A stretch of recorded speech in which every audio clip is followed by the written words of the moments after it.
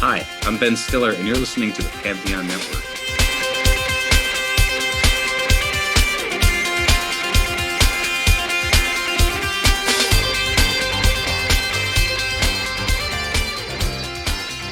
Hey, I'm Nick DiMatteo, and welcome to Season 7, Episode 15 of Music is Not a Genre. Let's do it together. MxG, YMCA. Thank you, as always, for watching and listening.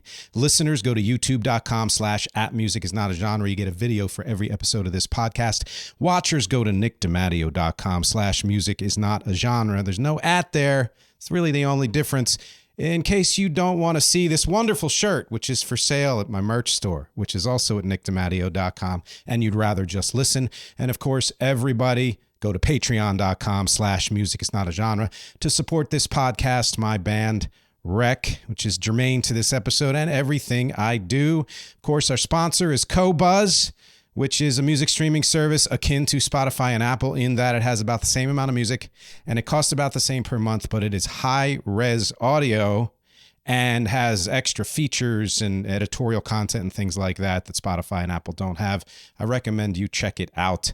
That is it for the intro today because we are going to get right into it. This week's topic is Kite to Camden, the songs.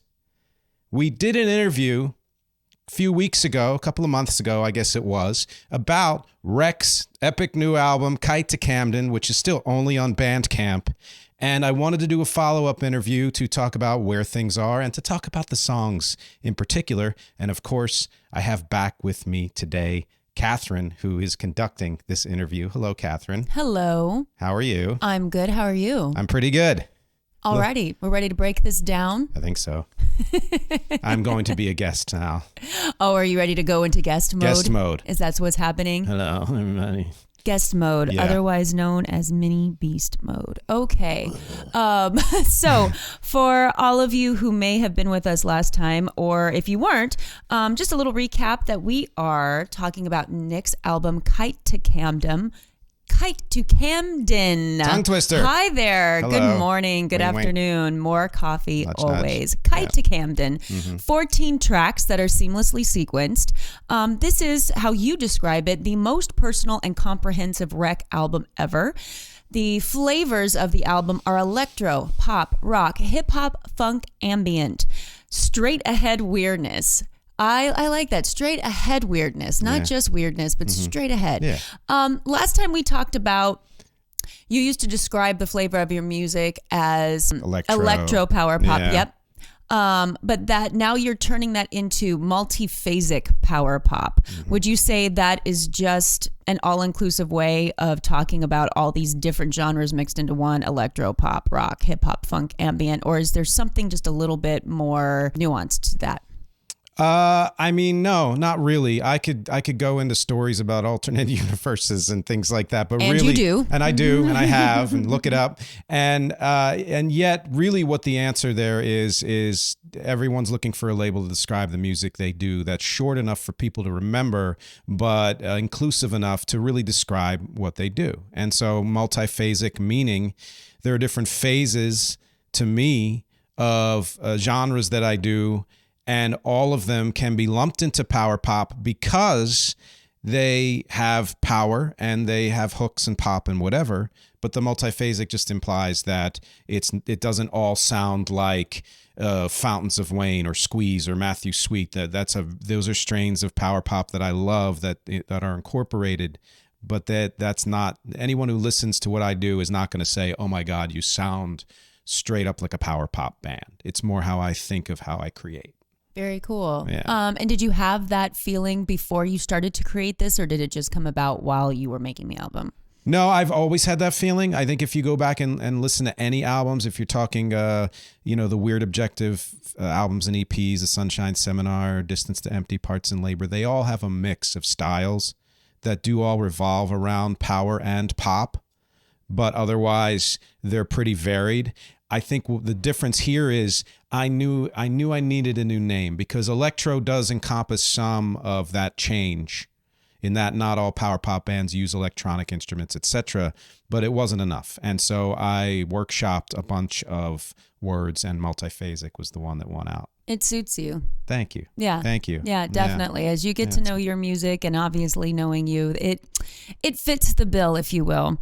Cool. So Kite to Camden, as you describe on your Bandcamp page, tells a story reaching from the depths of self-involvement. I'm not going to read the entire description because I think people should go to your Bandcamp page and read it. Yes, go to recarea.bandcamp.com. Rec is REC, and you'll be able to read it yourself. But I bring it up as far as before we dive into each individual track, which I definitely want to do because they all deserve that attention to really break down. And for those of you who don't know, Nick has done streaming parties, listening parties on Bandcamp, and really breaks down in the chat what each of these songs are and some really cool, interesting, just backstories, info, things that you really want to know about any artist. So anytime that you see him post doing one of those, I would definitely suggest it. It is a very good time.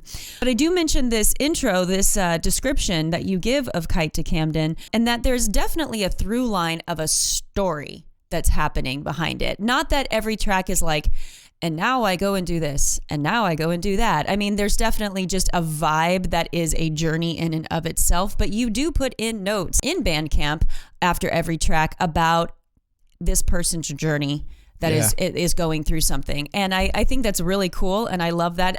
It's something that's surprising because you wouldn't necessarily know that it was there. Was that something that you wanted to do from the beginning, or did it just evolve? Because I know that you've cobbled a lot of these things from older tracks from years ago, newer inspiration. So, but was the idea to create a storyline?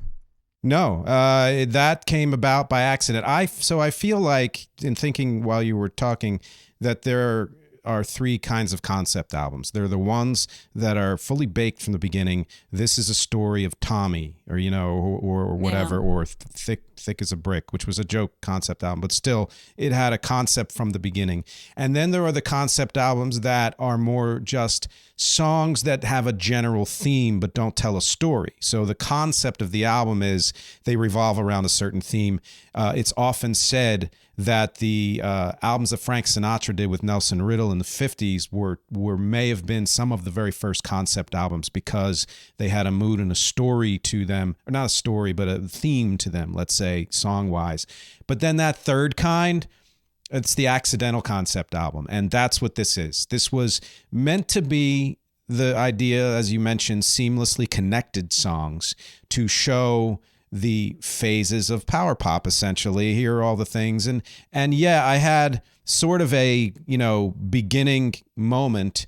By the way, our dog Olga is here. I was just about to comment on that. Yeah, so if you see the camera move, that's going to be Olga yet again. And say hi to her. We really need to show her next time so people know that she is, one, real, and two, very cute and worth a camera shake. Yeah, and if I had, that second camera, I would do that.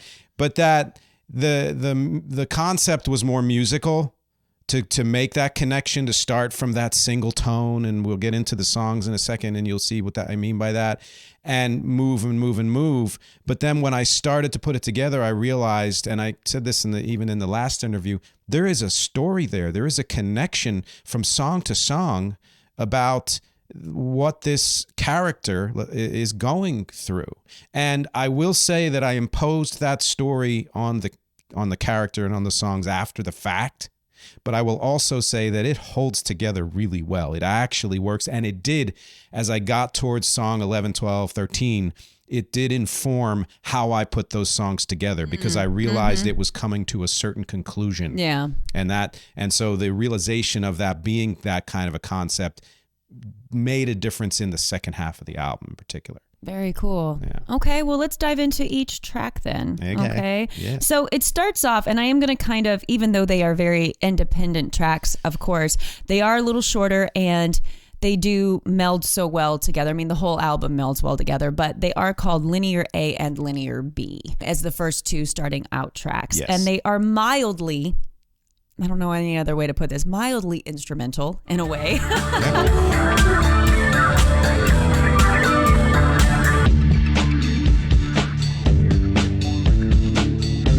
They set a tone, let's put it that way. They definitely set a very interesting tone. You definitely feel like you are on a ride from the very beginning.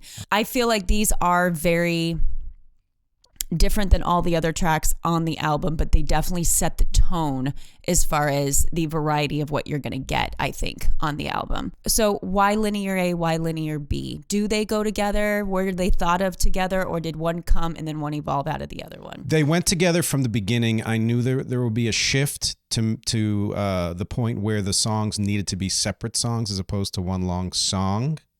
I didn't exactly know why or what that shift would be until I started creating them. But the idea from the beginning was to start with this singular tone, which you will hear. And I, again, will put little clips in between here for the, interview so you can hear just snippets of these songs. And that tone would evolve into something more complex in the way that sort of, a single cell, divides and divides and devolves into a life form or something like that.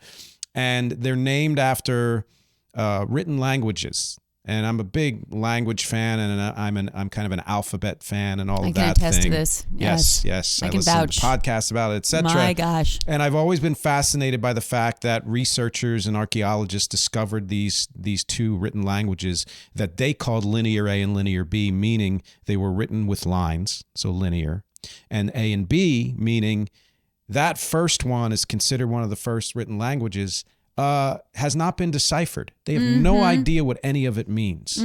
But because of certain stylistic through lines, etc., I believe this is true, correct me if I'm wrong, they then called Linear B to make that connection, and the difference being Linear B has been deciphered.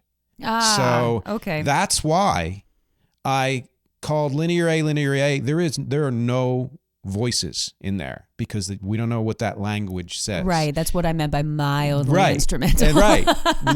Linear B. Right. Has murmurings of voices emerging from the depths. Other side. This is what I hear from the other side. Why I did it in a British accent, because I love British music, and Camden in London is the connection there for the title of the album. But that was the idea, to morph it into, now the voice is coming. Referencing your notes on Bandcamp, I won't read the entire thing because I don't want to spoil it. I really do think everybody should go and read them for themselves. But it does say for Linear A, this is the nonverbal awakening and emergence of the album's main character. Just noting the incoherence of the language, you know what I mean, as a birthing process, if you will. And then, Linear B, the main character, actually starts to speak. It's a birthing. Yeah. And I don't know if you said that or someone else said that, but it is, and what it really harkens back to more than anything for me is two things. One, I've done a lot of instrumental music under the artist name The Drop, and I wanted to merge all of my different artist names into one umbrella. But two, I wrote a large part of a novel in my 20s, and the beginning of that novel is actually echoed in the beginning of the third song, which we'll get to, but the physical sort of spiritual essence beginning of that novel, where there's this swirl of energy that hasn't formed into an actual concrete life yet, is where the inspiration for this music came from. I literally picked a sound and said, this is the sound I'm going to go with. Let's see where it goes. And that's how Linear A started. And then I layered onto it. But I wanted it to be like almost Innocence. Like, I don't know why I'm picking this sound, but let's see where it goes, Okay, so going from Linear A, Linear B into the third track, all caps. What I think is really cool is that right from the beginning, it really sets the tone of, this being seamlessly sequenced the entire album. This song is wildly different from these first two intro tracks. And I mean wildly different. But I don't know why it works for them to seamlessly go into each other. And I don't know if that's because there is a backstory in mind or just because you're really good at sequencing. But it does explode. How can I know what an unexamined life looks like from the outside? Is it even right to take one step, get my mind running, thinking, overthinking, slowly sinking into twisted. It's a little bit of everything. All that quiet definitely leads to a lot of thoughts being let out. What would you like to say about that? Oh, thank you. Well, I will say this more than once probably in this interview, but I deliberately made the point with, I would say, most transitions to start the next song with something from the previous song. In some cases, it's more obvious than others. In this case, I think it's very obvious. There's a piano part in linear B that starts to get dissonant towards the end of linear B. And that's the piano part that picks up in linear, in all caps with, and I put underneath that kind of a drum and bass beat that eventually slows down. And the idea was confusion, kind of chaos. In fact, the first lyric is coming out of a purple swirl, which is directly from that novel I was talking about. It was a purple swirl that I referenced, and my mind only half knowing where it's been, like really this person becoming conscious and realizing that they are somewhere and someone, and they have something to say, which is why this is a hip hop song, because with hip hop, what is it? You have something to say. That's the biggest thing. And so it eventually morphs into the slowing down beat and just into kind of I won't say straight up hip hop song, because it's a little more, it itself is multi-phasic in that I did sort of a Kendrick Lamar thing where I'm changing styles in the midst of a song. And I love doing that. And I haven't done it that often. So I did it here.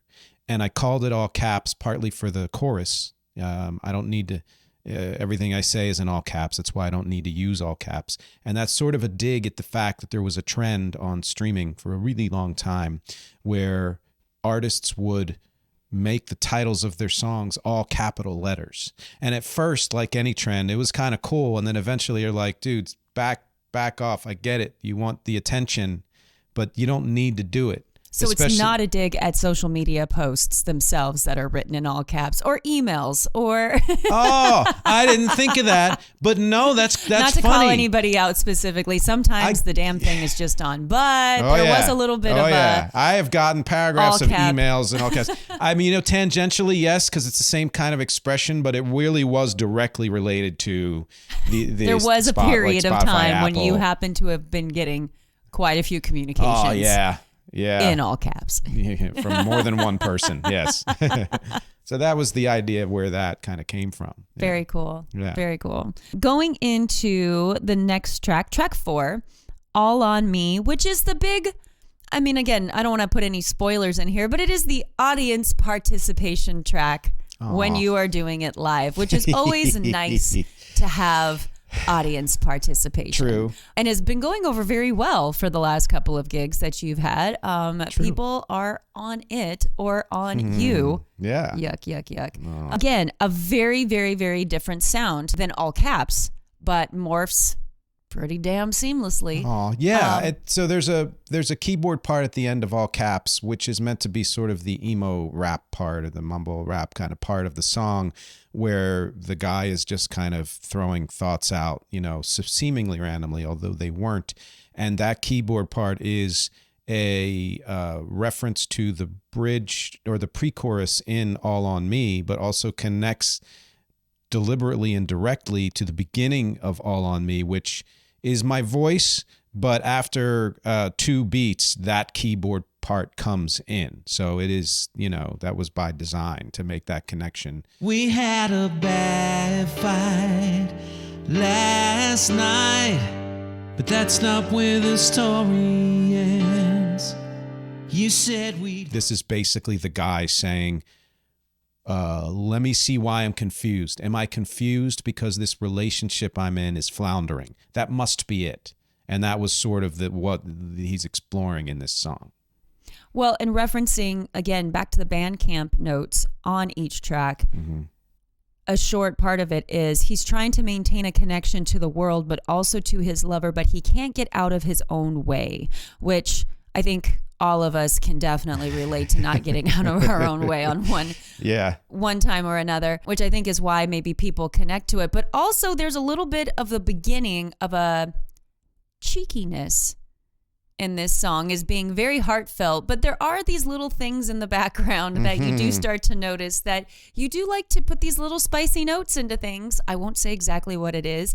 Listen, See if you can hear it. No. But this begins that. You definitely have a little bit of a little sparky sense of humor that is going in the background for that. Good. Is that just to add another layer into all the other layers that you're putting together? Or? Yeah, and I know we talked about how, being evolved enough as an artist to have humor in what you do is a big thing, because a lot of artists take what they do so seriously that it either needs to be a quote-unquote joke song or not. And I believe that you can have humor in the midst of anything.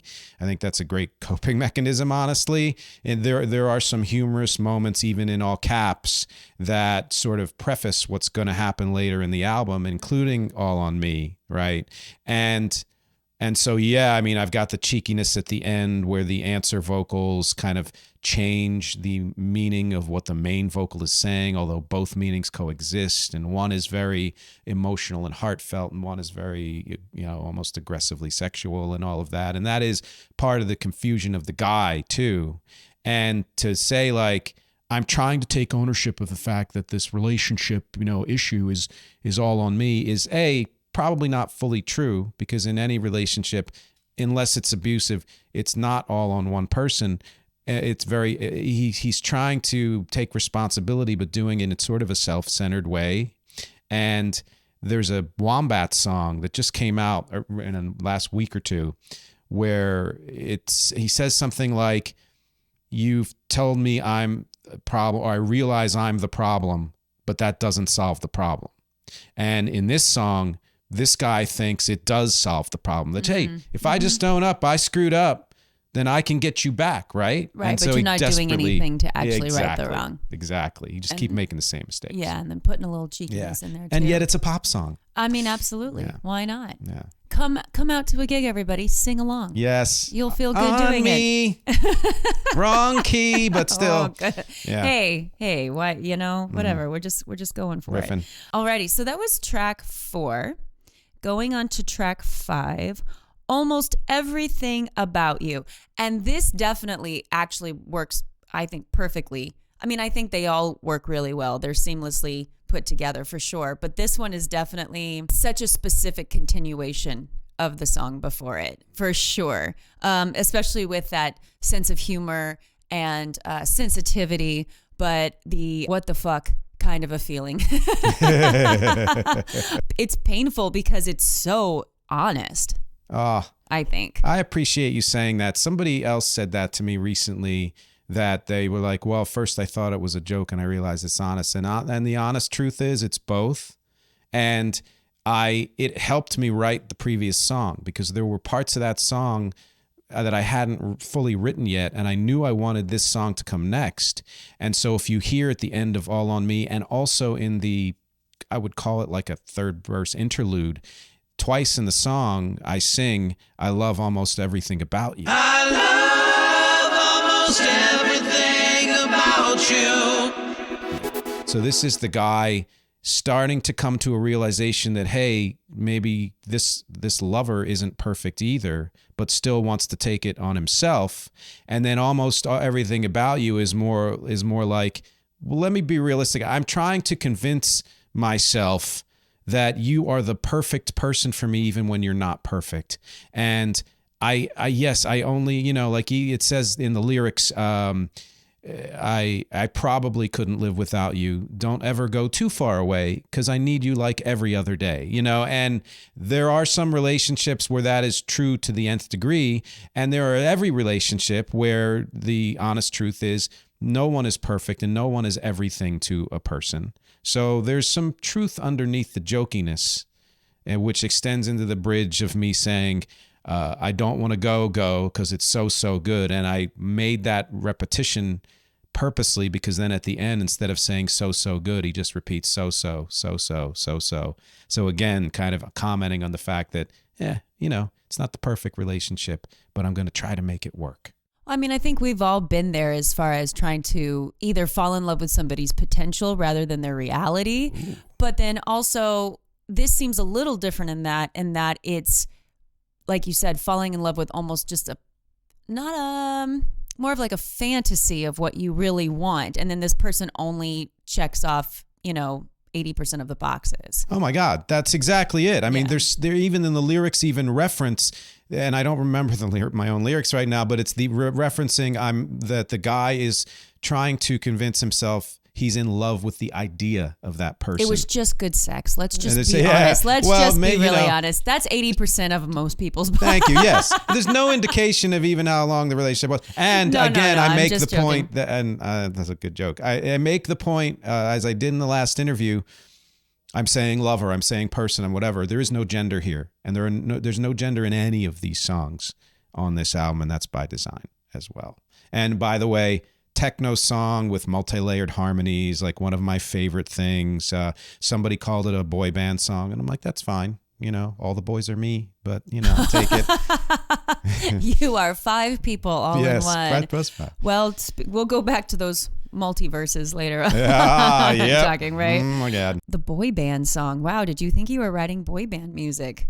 I did. I wanted to. Shout out to boy band music. I love boy band music. Yes, and I started writing this a decade ago, and I was like, I can't go there, and now I was like, no, I can, and why shouldn't I? Yeah, because that's a part of my history too. So I mean, if it's multi-phasic, it's multi. It's multi. It's everything. And if you listen to the guitar on this, it's actually an original guitar from an instrumental part from a movie called Nicky Newark, which is where the entire part of this song came from. I changed the key, I changed the speed, I changed the style. But this was actually a completely different song before. I'm going to take the next track with the intro, with the description notes, the liner notes, if you will, that you put into the Bandcamp track listing. It starts with, he's gotten to the point where he's waiting as long as he could, but now it's time to take action. And I think we know which way he's going. And the song title is Way Too Rough. Do you feel like when you are frustrated to the point where you know you have to take action, it is usually an overreaction to where it gets too rough, like you have to explode out of where you were at? Do you ever feel like you I mean, I'm not saying necessarily that's what the song is, but just from the title, what do you think about that? You're right. I mean, I think there are people... So I can take action pretty quickly when it comes to non-emotional things. When it's emotional, I need to get to a point, unfortunately. It's all emotional. Yeah, right. where it gets to a fever pitch to where I'm like, well, I can't ignore it anymore. And that flips a switch in me to say, now I've got to take action. I can set the emotions aside and do what needs to be done. Got it. So I do agree with that, And every one of these songs, I said before, it's confessional in some way. They're personal, even the jokey ones. And yet, some more than others. All on Me is a fabricated story, Almost everything about you is a truth based on multiple, relationship experiences, one in particular, but is not, it's more of a generalization. Whereas Way Too Rough is a direct relation to an actual event from a previous relationship. Oh, got it. Did you feel like it hit harder writing because it was an actual event rather than just feelings from an idea of something that you put together into song? Yeah, and that's why I kind of made the verses more playful, honest. Like the guys hemming and hawing, should I take action? Making plans to make plans, or to probably make a mess, or to just give it up and go back to bed is the first line of the song, more or less. Making plans to make plans, or to probably make a mess, or to give it up and go back to bed. And yet, getting to this head where the kind of Jekyll and Hyde, the Hyde side of him is the rap part, which was the only part that was written years ago based on this previous relationship event, that I will say I had no idea that's what those lyrics were about until I put this song together. So they sat in a, recording for 10 years or whatever, not knowing, wow, I love this. I have no idea what the hell I'm talking about. And then all of a sudden it clicked so hard that I can remember the exact day of this event. Wow. Yeah. Wow. There's a lot. Well, I can understand why it's way too rough. Yes. And of course I am with you now. So that relationship ended quite a while ago. So yeah, it was way too rough. And it was this point of, okay, things have come to a fever pitch and I needed to take action. Nice cleanup on that aisle. Clean up on aisle love. Ooh. Everybody, Olga is back. She is here for anybody Yep. just tuning in. She is Yep. our dog. She is 13 years old and quite feisty and very interested in all of the Correct. cables we have at our feet right now. Yeah, So, darling dear. Yeah, nah, she's good. She just wants to be near the action, don't you, Yeah. baby? We need to get her on camera next time. Next time. Okay, so one of my favorite tracks on this entire album is coming up next. Oh, It is track number 7, Rhythm 77. And for, again, a mildly instrumental song, true. has more context and more, there's just, this song is thick and rich and a lovely little vacation at the same time. It's got a lot to it. And you can't help but, I think, enjoy and get a little unnerved at the same time when you Unnerved, listen I like to it. Just a little bit, Creepy. because you know you're in some sort of emotional waiting room. Yeah. Exactly. That yeah. is a And breather, that's, a I mean, break. and that's what it falls in line with the story, of course. But when you listen to it, you want to do a little step touch, a little hip bounce, and at the same time, you're like, what floor are we getting off on this elevator? Like, what's gonna happen? Yeah, creepy elevator Yeah, music, absolutely. basically. Time to wait. Some people actually comment when they see this Rhythm 77, like they connect with it right away. Aw. And why is that? I don't know, other than I think it almost jar you because it is such a laid back, very, very, very cheesy instrumental meant to be kind of Muzak mixed with like Mario Paint music or something like that, or Yeah, totally. and some of the Wii games and stuff like that. That I then overlaid these vocals on, and I think it takes them by surprise that it's even part of the album. But it really is meant to be. Someone even referenced on the listening party that it was like the interlude music in Holy Grail. There's an intermission in Holy Grail, quote unquote, and it's very cheesy kind of organ music. And I was like, oh yeah, that was a definite inspiration too. But Rhythm 77, the title of it in and of itself is not referencing something specific that people or musicians could latch onto. I don't think people remember the fact that Roland put out a very early model drum machine in 1974 called Rhythm That's what I 77. meant. Yeah, exactly. My dad remembers Yes. because it was his drum machine, and that's Right. the drum machine featured on it's the Roomba setting, and that's why I shout out Roomba. Roomba. Yeah, but no, I don't think most people would have that memory, and I wouldn't if I didn't actually own the thing, which you might even be able to see it in the back. I think Yeah. it's over. Yeah. I here think that's why one of somewhere. your friends I don't know. who's a musician and knows his stuff. Knows his stuff. On Knows the his listening stuff. party the other day said Rhythm 77 Oh, yeah, and really made the connect. And So yes, and that, and then, just to point out, the bridge in this song, the B section in the song are the same chord changes that will happen in the next song by design. The things I shout out in the song reference all of the other songs on the rest of the album. And that was to show the connection and to show like, oh, if this is a waiting room and the guy's like, I just made a big change in my life, I need to sit and think about stuff and do nothing. What's he thinking about? All the thoughts that are going to come out of his head next. And that may be a good place to take a break, since this is a break song. and we need a vacation. Yeah. Okay. So yeah, we're going to take a break here. We're at the midpoint of the album and the midpoint of this podcast, and we will be back in just a minute. Hey, thanks for checking out this episode of Music is Not a Genre. If you'd like to learn more about this podcast, if you'd like to learn more about the music I do with my band Rec or any other projects or anything else about me, go to nickdemateo.com. That's Nick, DEMATTEO.com. And everything is there. There's even a link to a merch store where you can get t-shirts and mugs and hats and totes and notebooks and so many other things. I'm always adding new products there. Great way to support the podcast. And finally, go to patreon.com/music is not a genre if you'd really like to show your support. My fans and lovely family there get exclusives and other perks and early releases, and they get to suggest topics for future podcasts as well. Thanks for listening to the mid-roll. Now back to the show. All right, we are back. Let's just get right back into this lovely interview with Cathryn. Thank you for doing this again with the 8th song on the album. Absolutely. I love this song. I love a lot of the songs. I love all the songs. It is very But nice. this song, out of all of them, I think sounds like quintessential, or not quintessential, classic Wreck to me, having been familiar with all of your previous albums. Not that there isn't a fun, new, fresh twist on this one. Definitely your voice is different in this one, but it does feel homey in a way.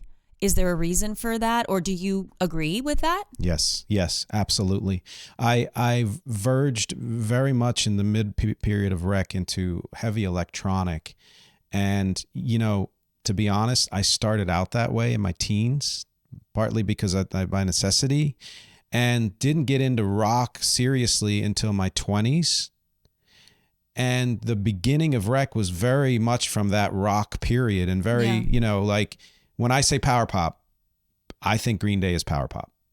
Other Right. people wouldn't say that. Yeah. I don't think of power pop as a genre so much as, is it a powerful song that is poppy, that is, accessible? And so Porch Step is not modeled after that. It's modeled more after kind of grunge type things. And my middle period pre-Wreck was very grunge, was very much like, I'm going to embrace my rock side. And I've done that with more punky stuff recently, from Weird Objective and stuff, but not from just straight up like, let me make something that sounds like if the 90s happened today, what would it be? Ooh, that's intriguing, considering the 90s moment is not leaving us, it feels right? like. And that anytime partly, soon. I heard, I'm not mad at and it. Soccer Mommy and other people like that have been doing certain, even Biaba Doobie have been doing a lot of things that sound like 90s to me. And I was like, well, I've been doing this for years. Let me just do it now. And I loved the hook in this song. The guy is now just sitting on the porch step contemplating if he could make a move, or is he frozen in place? Sitting on the porch step, feeling like a reject. Nothing to say, nowhere to go. And the song itself was the perfect vehicle for those lyrics. Yeah, and it's a great jam. You just want to, I Cool. imagine, we both come from car cultures growing Yes. up, Jersey and California, and this is something that you just want to hear come on the radio. Oh, thank you. You do, because Yeah. when it comes on, you're like, oh yeah, I can rock out with this in my car on my That's way cool. to whatever. It does thing, have for that sure. kind of tempo and feel. It Cool. does. It does. It's a good one for sure. Nice. The next track, okay. Song, okay, is the actual title. Yeah.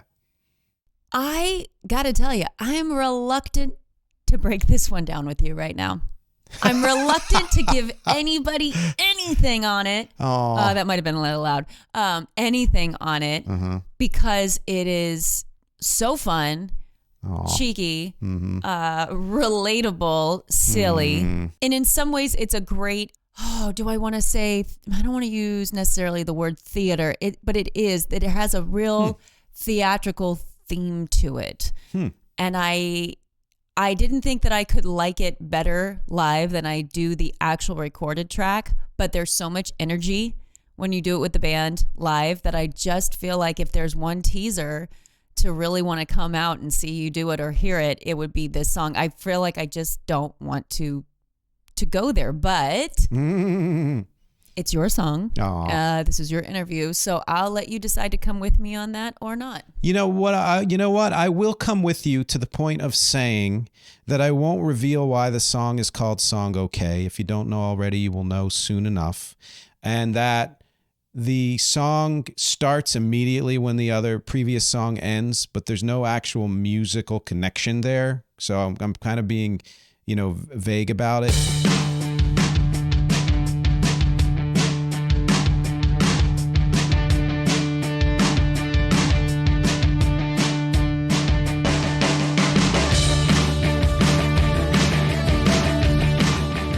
Connection existentially is the guy is so frustrated that he's almost become pre-verbal again, like where he's like, I don't know what to say or what to do. Well, and before just going back to the liner notes on Bandcamp. Yeah. I will give you the description. The dude needs a mental break because he's having an actual breakdown. He might even need to smash something, so he goes almost nonverbal. Let's call it the denial phase of mourning his previous life. Now, it's a fun song, friends. Yeah, thank you. Thank you. Yeah. But again, I think that sometimes we can all relate to mourning a past life of ourselves, even when we know it's not a good place to be anymore. Yes, and I think this is even though Rhythm Acceptance 70... is a bitch. Yeah, right.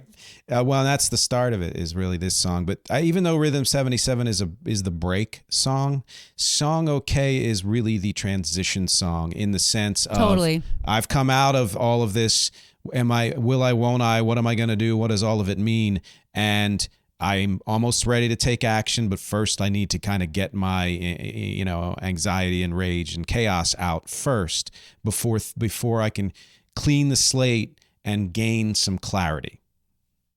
I think we talked more about that song than we did quite a few others, even though that was supposed to be our teaser, intriguing. Just go ahead and listen. This is what happens in interviews, Revelation. It's so fun, though. Yeah. Okay, so we will go to track 10, Twist My Kite, which if you've seen the album cover, you will see this lovely image with you of the wreck Kite to Camden. And I know I said Porch Step was the quintessential wreck or a throwback to classic wreck style of song, but this one has that too, for sure. It has that feeling. It's actually a fun song. But what I like about this one and Porch Step, even though they feel like, for lack of a better way of putting it, classic wreck feel, is that they have an elevated style to them still. So it's like classic wreck plus. So it fits into this new way of you seamlessly putting tracks together. It fits into the multi-phasic part of it all. But there's something, it's not a throwback, but it feels like home. Yes. And, we've talked about this before, the idea of life isn't a circle, it's a spiral. And hopefully the spiral is going upward. But that if you return to a place you've been before, you're not in exactly the same place. You're like a level up or down or whatever it is, usually up because you've learned something. And I'm always afraid of repeating myself, even though all artists do. This time with Porch Step and some others, I deliberately said, what if I did a song like I used to do, but where I am now? Yeah. And it has a very kind of Cure feel to it and like other influences in there. And the first word of the song is the last word of the last song, which is okay, which is meant to be a kind of like a decoy to saying, oh my God, is he going to do another song like the song before it? No, it's connected. But then it goes into, there's a lot of clarity in these lyrics of not so much like trying to look for something better in your own life and in the world and in other people, and also trying not to overthink it. Okay, I'm over you. I'm overthinking. I'm done wasting my time. I say, well, what is my method for going forward to figure out the next step of life? There's not much in here that are answers. It's more like laying out the method for what to do next. And I say that this is a fun song, as in your notes on the bottom, it says, yep, this is the anger phase. Anger can be fun too. Yeah, right. It's the So denial, elevation anger. of you. Right, yeah, exactly. yeah. DABDA, I always say, denial, anger, bargaining, bargaining, depression, acceptance, or whatever. And I know that's been somewhat debunked, but I still like the 5 phases of grief, and that's. I guess it has been debunked, hasn't it? Yeah, a little it's just bit. It's more complex. You go back and Of forth, course it blah, blah, is. blah, and it's all true, But yeah, this is anger, but it's anger saying, I want to get the anger out so I can be happy, that kind of thing. So it is fun, and it was the title of the album, which came before the album, gave me lyrics to this song because I had no idea what the hell this song was, the hook was going to be at all. And I was like, twisting my kite. you're harshing my mellow, you know? I can't fly the damn thing in joy if you're twisting the damn string. It doesn't go anywhere. Please say that, little Jersey short. You're harshing my mellow. I'm telling you, the connection between Cali and Jersey. Yeah, Toast. it's real. Speaking of the 5 stages of grief and the nuances now of them, the next track, Depression Sets In. That's not the title. The title is Eat Salvation, but things definitely take a twist here. They take, that was an intentional don't take it out. Is it as big of a twist as the twist in the beginning with all caps? Perhaps. It's definitely timely, though. It feels jarring and yet makes a lot of sense if you're really following along with the storyline of what it feels like to go through a transformative experience, which is what this album is. Thank you. Yeah, and I mean, so the end of Twist My Kite is this big echoey voice of women that is meant to be kind of happy in the song, but that last echo becomes a little bit haunting in a way. And there's another song of Rex, Little White Lies, which uses the same backing thing, and these songs are kind of sister songs, and one is very dark, and then Twist My Kite is brighter. But Eat Salvation was like, all right, well, before I can get happy, I need to figure out what I believe in, what I don't believe in, basically, and review the fact that life moves very fast, and you've got to figure things out all along the way if you want to keep up with it. Life flies at a 2x flow, slides by like a fast track show.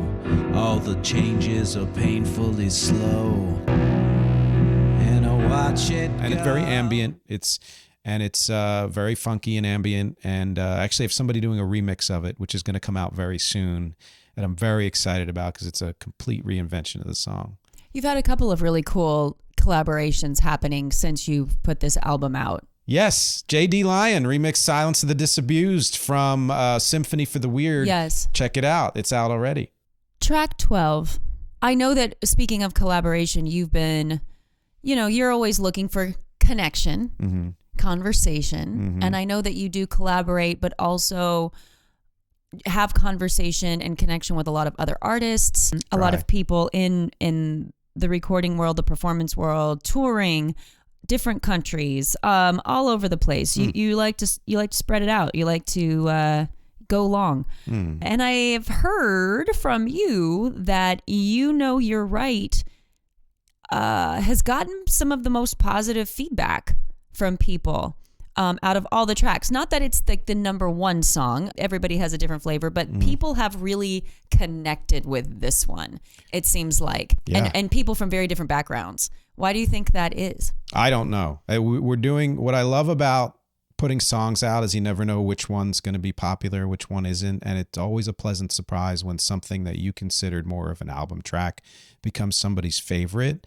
And we're doing test marketing now, and this is in the top 3 most popular songs of the album. Yeah. You're right. So I mean, I think part of what's it's a good stick it to you song, though, and that always feels good. Just old school, kind of like, yeah, a fun kind of aggression, and really, I use the word strut in the song a lot, and it is kind of a strut your stuff song. It's very kind of based on like a mode of Lenny Kravitz kind of a thing, like really that kind of a feel to it. It's great to feel righteous. Yes, it's righteous. It's righteous. It's like, okay, I have all the answers now. Yeah. This is the phase of the guy saying, I figured enough out. I have all the answers. I'm going to blame it on somebody else. Sounds like the perfect follow-up to depression. Yeah, exactly. Like, this is what's getting me out of depression. And sometimes you need to be like, well, it isn't all on me. Right. There are things that happen in life that knock you down.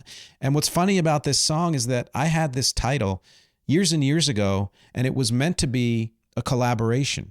In fact, the first line, this was supposed to be a two-headed team. Right. This was supposed to be a two-headed team, but people aren't always what they seem. I'm right.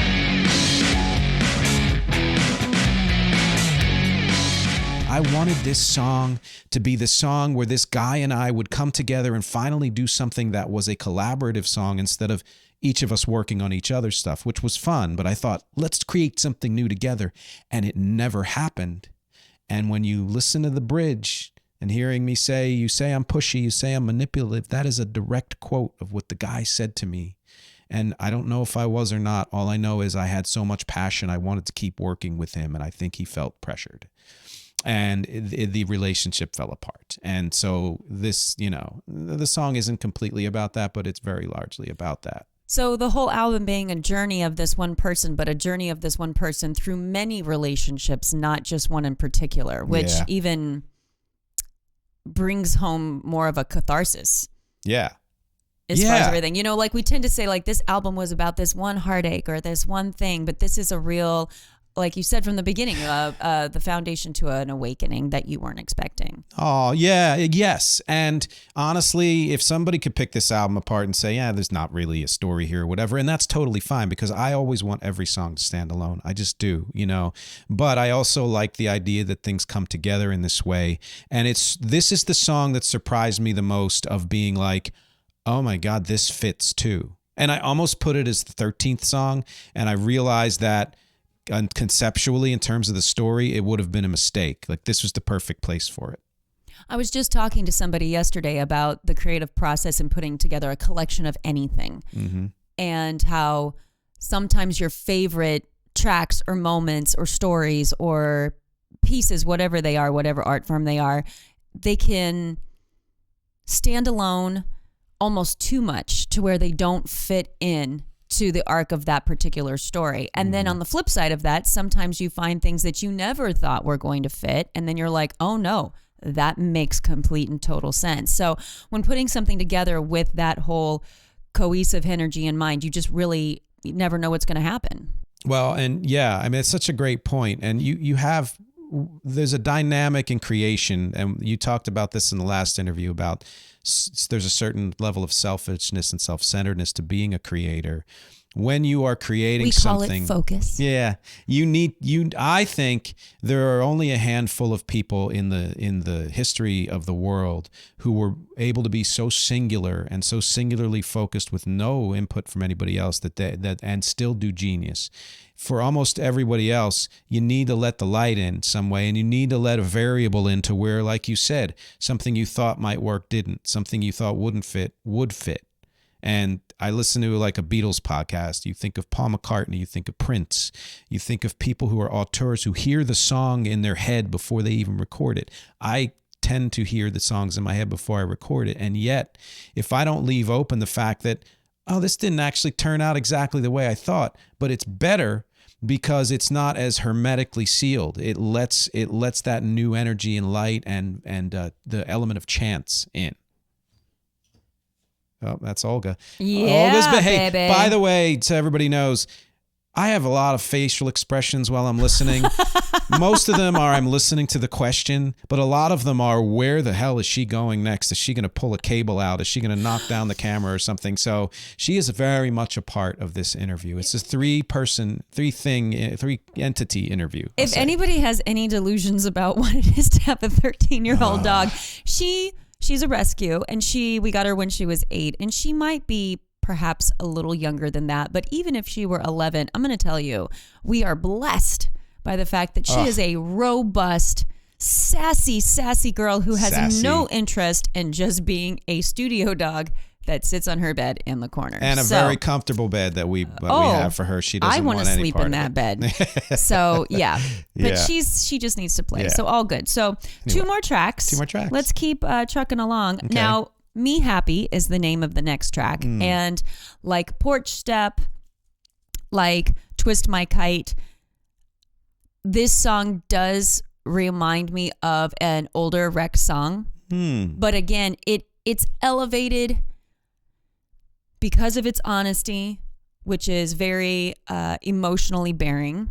It is that tipping point moment in anybody's journey of the only ways it's going to go is I'm going to go back to just sitting in what I knew before, or I'm going to elevate. Yeah. Is what it feels like. Wow. Good way to describe it. Yeah. How do you feel about that? I knew that I wanted this song to be kind of a musing on what it means to be happy, and is that a worthy goal, and the things that you think might make you happy, aren't really the things that make you happy, because there's a difference between happiness, contentment, and joy.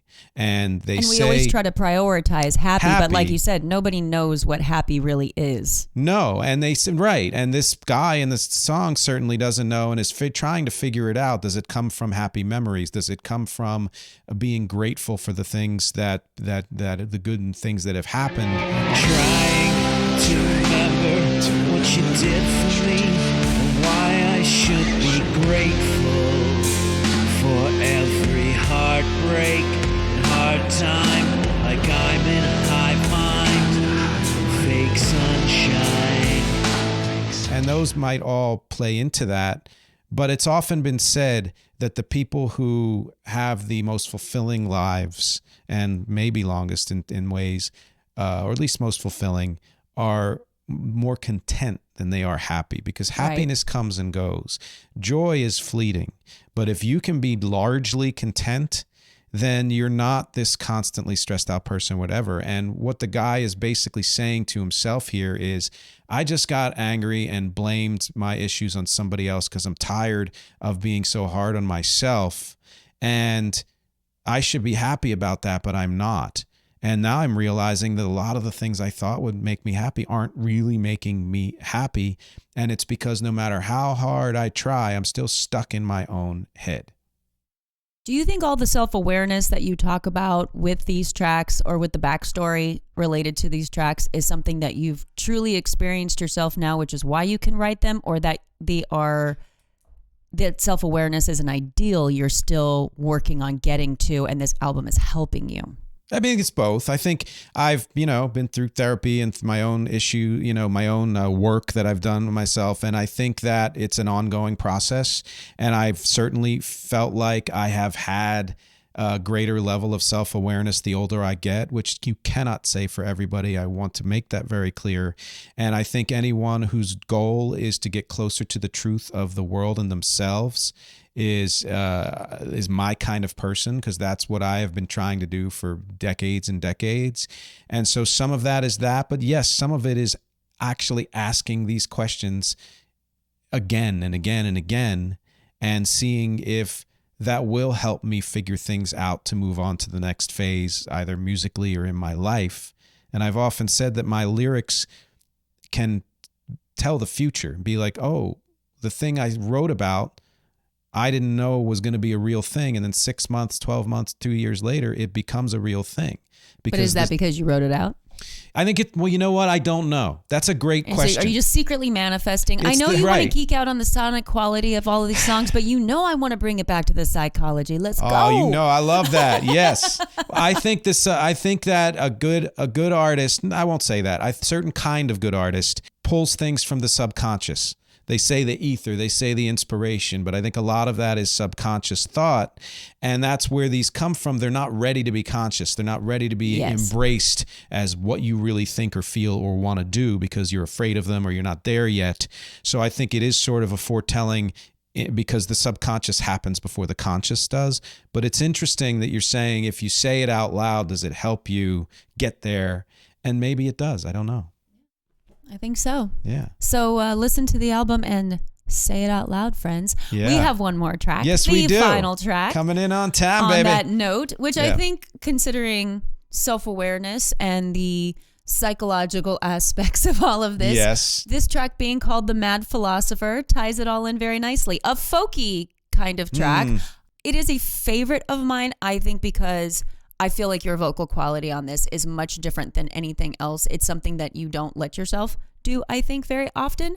And that's why I love it. And I feel like it's interesting how, again, this is a very, very different sound quality than all of the other tracks, a different style, and yet is like the perfect cherry on top as far as the journey goes. Oh, yeah. And written a little while ago. Well, yeah, in 2018 and before, and it is about this interviewer, just so you know, and largely it's inspired by her, and I will use gender because she's a she. But yes, I used to, after my grunge phase, when I was still going under the artist name Nick, which pre-searching was such a great idea, and now while you can't find me online, I used to do a lot of kind of acoustic songs, and I enjoyed that both live and in recording. And I haven't done that a lot as rec because it didn't fit. It's not electro power pop. It's not multi-phasic power pop. And then I was like, no, why can't I do that? So, and I wanted it to be that. And what this really is if you think of this album as a guy trying to figure shit out the entire time, he's either asleep and dreaming it or consciously like awake but stuck in his subconscious. This is the first song where he metaphorically, and I think it's metaphorically, crawls out of the cave into the light of reality and realizes that something I realized in college and I'm still struggling to really, really get to, that is the only real meaning in life to me is connection. The madman says don't leave the cave. Time keeps passing by. Twice a day the sun hits my face. Makes me wanna sigh, cry, die, fly away. And this song is the first time there's an actual pure connection to another person on the entire album. I mean, I don't have anything to say about that other than y'all should listen to it. Yeah, thank you. Now, and see if you can find the I got it. reference to Dead or Alive in that song. Oh, too. no. Yeah. No wonder Yeah. I really like it. Oh. All of these songs, all of these tracks are definitely standalone tracks. You could just go straight to whichever one you want, listen to it, have its own journey and meaning and fabulous sonic quality to its style. Thank you. And enjoy it. Absolutely. But in an age where we do that so often, everything is a single, everything is a hot this, that, or the other, I would definitely encourage people to take the time to sit down, listen to it beginning to end, to really feel that journey with or without reading the notes. Take it, make it your own personal work, or follow along and see how it hits you. I think that we need more time to just sit with ourselves and art and see how it changes us. So Thank you. I would very much encourage Kite to Camden. You have been performing this live with the band, not all of the tracks, but most of them. And you have plans on doing more of that coming up. Is that right? Yeah, in the spring, still putting the band together, but I'm excited how it's coming together. It's frustrating, but I like the people that are here. And I will say that if you join patreon.com/musicisnotagenre, you get access to what I mentioned in the last interview, which is the KTC ONE-SHOT, which is all 54 minutes of the album in one file, to give you the opportunity to not have to keep hitting play or wondering if your sequence is going to connect or not, and just let it play all on its own as you suggested to do. Very cool. And yeah, keep an eye out for live shows and other news about the album. We're really working the back end, the business end, the promotion end is coming up and all of that. And it will be streaming. My prediction is probably by the spring, I'm going to have it streaming. We haven't decided yet, but I think that's what's going to happen. But right now, recarea.bandcamp.com is where you can hear it. Excellent. And how much is your Patreon subscription? The cheapo, which I am very grateful for. I call it cheapo because I can need to be cheap sometimes. Is $5 a month is the low you can go. That's $60 for the year, and then you can go do another tier, $10, $25, whatever. But honestly, anything is a wonderful thing. Yeah. Now, this might be a Patreon exclusive question for later on, so maybe we can just consider it as a teaser. Years ago, when we got together, Music Is Not a Genre was evolving. Your music was changing. Your life was changing for sure. You had thoughts about doing an actual stage production. And now we've gone through the last 7 years, 8 years or so from that time. And now you have this album, this cohesive album that has this storyline underneath it. Just talking about what we did before as far as writing something down and then having that be sort of your manifestation and it coming to fruition. Do you feel like now you have what you need to make a different kind of stage show outside of a normal rock show happen? Or shall this to be to be continued, or shall you just wait to announce whatever those plans may be on Patreon down the line so everybody sign up? Look, I love that question, and I wish I had all the time in the world to do everything I want to do. I've been musing on this stage show for several years, and yes, I do have enough, and I know what that would be. It would be very much a review of various periods of my career, but told in a story, told in a sci-fi story, which I have alluded to often. He's a weirdo, friends. I'm a weirdo. I need connection. I need collaborators, and I am looking, not as actively as I want, for a co-writer. Essentially, obviously, all the music is written. I'd like somebody to help me flesh out the story and the dialogue, and I think that's what's going to get this into the workshop phase. And other than that, I can't really say when or if that'll happen. I love that. Calling all fellow weirdo writers. Yes. That's a hard one. Weirdo writers. Too many tongue twisters. Yeah. Or maybe not weirdos. Maybe just a really good writer with a really good connect to the work you've already done. You could just One be or the the other. resident alien, and that'll be fine. Ooh, see what I did there? Oh, Resident yeah. alien. TV. Well, congratulations again on this fantastic work. I know people very close to you who know your full body of work say that this is the album. Oh, and I appreciate that.